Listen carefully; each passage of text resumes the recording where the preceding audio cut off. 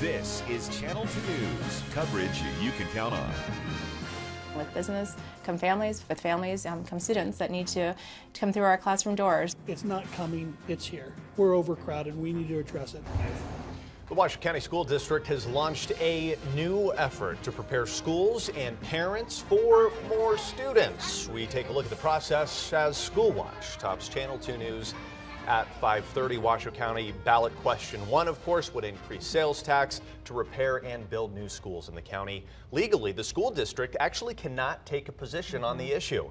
Good evening, I'm Landon Miller. I'm Kristen Remington. Thank you for keeping it here tonight. You know, district officials, though, say they're preparing for overcrowding whether they get the funding or not.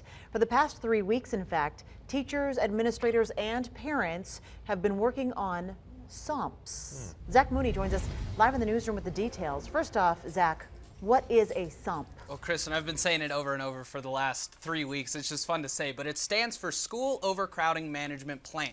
13 schools developed a plan to be submitted to the superintendent and school board. We followed Lemon Valley Elementary School while it created a SOMP.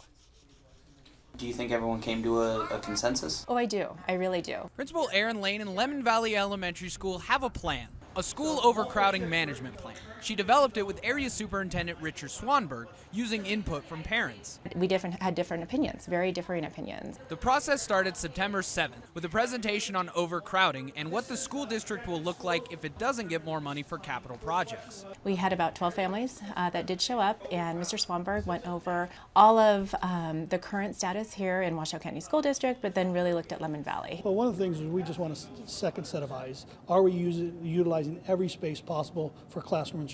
Parents from the meeting joined a SOMP team with teachers, counselors, and administrators. 2 days later, the team did a walkthrough of the school.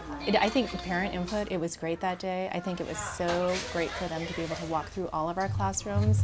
They were able to see actually pre-K through 6th grade. Flat tire. So they were able to see just an array of classrooms, of team-taught classrooms, of upper grades and the primary grades as well. All right, boys and girls, it's time to write. After the walkthrough, the group met in the music room to discuss options, and then parents took home and resubmitted suggestion forms.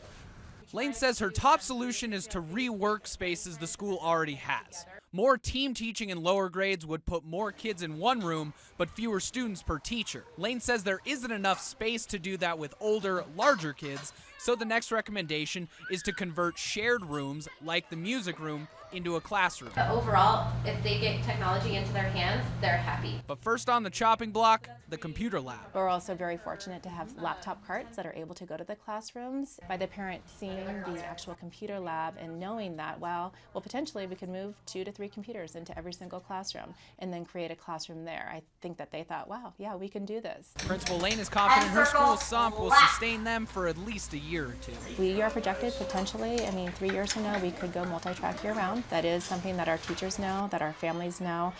And not every SOMP is so simple. For example, one school may need 1 or even more mobile classrooms. The 13 schools have until the end of the night to submit their SOMPs. Then the district will take each plan and prioritize the needs. And we'll have more details on that process coming up tomorrow night. Covering School Watch Live, Zach Mooney, Channel 2 News.